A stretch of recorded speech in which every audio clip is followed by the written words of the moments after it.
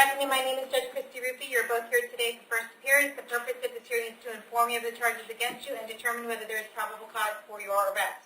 Probable cause only means that it's more likely than not that you committed the crime in which you've been arrested. As you appear before me today, you are considered not guilty of what you've been charged with, and that status will remain with you through each stage of these proceedings up until changed by the state attorney's office if they prove the case against you beyond and to the exclusion of every reasonable doubt. In all likelihood, you're arrested on a warrant or a new charge. Either way, you were given a bond pursuant to the bond schedule for the 5th Judicial Circuit. I will determine whether to keep that bond the same, increase it, decrease it, or whether there are any other conditions of pre-trial release which will be imposed upon you. You are entitled to have an attorney represent you at each stage of these proceedings. If you cannot afford to hire a lawyer, I will appoint the public defender's office for you this morning.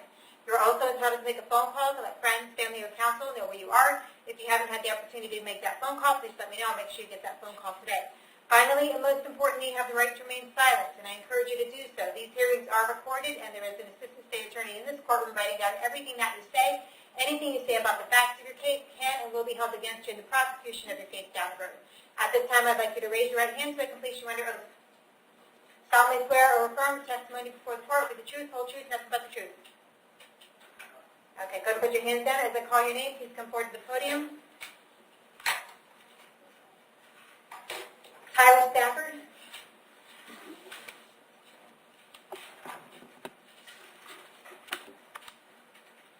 Good afternoon, Mr. Stafford. What's your date of birth? 3397. All right, you are here today for computer-related crimes. It's for logging onto your friend's Snapchat account and for resisting an officer without violence. The bond amounts are $5,000 and $1,000. I did find probable cause for your arrest. Do you want the public defender's office to represent you? Yes, please. Okay, I'll appoint the public defender's office for you. State, do you have a prior record? He doesn't, Judge, with the exception of being arrested just a couple days ago. For the battery? The battery charge. And that was the same victim, right? I have no idea, Judge. All right. Well, that's what it says on the PC affidavit here, I think. All right. All right, sir, I have an address to you on Oak Street in Brooksville. Is that where you live? It's where I used to live, yes. Okay. Where do you live now? My friend Karen's house, I suppose. Okay. Is that in Brooksville? Yes, ma'am. Okay. How long have you lived in Brooksville? And since last night. Last night. How long have you lived in Hernando County? Since last night, yes. Okay. Where did you live before that? Pinellas County. Okay. In St. Petersburg. All right. How long have you lived in St. Petersburg? Between St. Petersburg and Tampa, about 3 years. Okay. Do you have a job? Yes, I do. I work at Taco Bell. Okay. Is it a Taco Bell down in Hillsborough County or Pinellas County? No, that's a Taco Bell job in Hernando. So you drive all the way, you drive like over an hour to work at Taco Bell up here? No, the Taco Bell job is what I currently have here right now. Back then, I worked at Dunkin' Donuts. Okay. All right. All right. I'm going to order that you have no contact with the victim, Jacob Anderson. Okay, you don't have any contact with him whatsoever. Do not call him. Do not write him. Do not email him. I'm going to set your bond at count number 1 at $2,500 and count number 2 at $500. And we'll see you back to court on December 26th at 9 a.m., okay? Yes, ma'am. Okay. Quentin Simmons?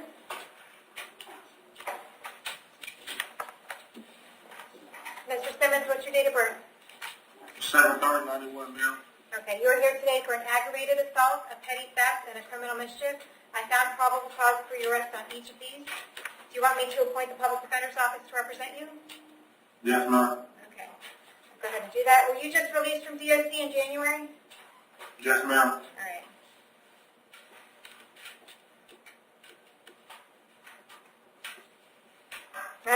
Where are you living in Brooksville?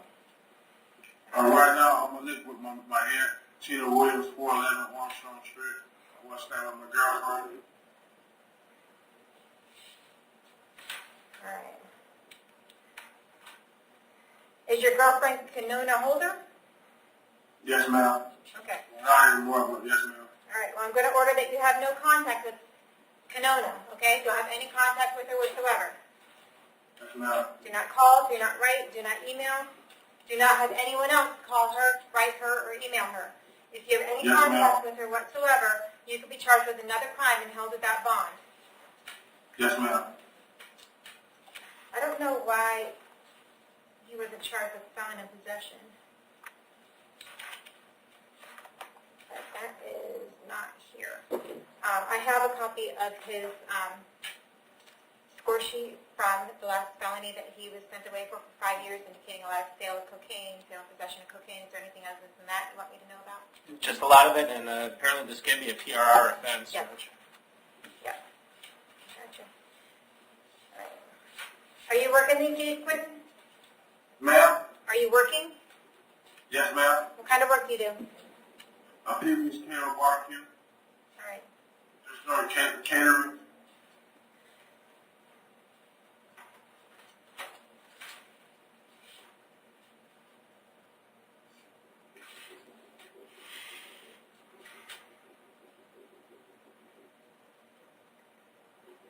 Okay.